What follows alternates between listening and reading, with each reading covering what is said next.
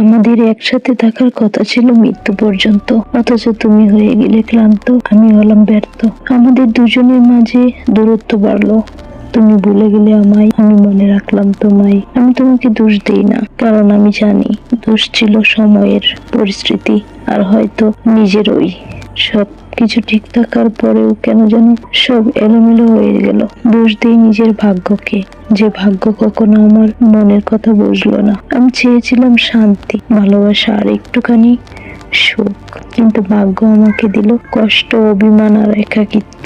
আমি চেয়েছিলাম তোমাকে জীবনের অংশ বানাতে, কিন্তু ভাগ্য চাইলো আমাকে একা ফেলে দিতে। তোমার প্রতি কোনো অভিযোগ নেই, কারণ আমি জানি ভালোবাসা জোর করে হয় না, কিন্তু কষ্ট হয় এই ভেবে যদি ভাগ্য সহায় হতো তাহলে হয়তো আমার গল্পটা অন্যরকম হতো। আজ প্রতিদিন নিজেকে প্রশ্ন করি, কোথায় ভুল করলাম, কিন্তু উত্তর পাই না।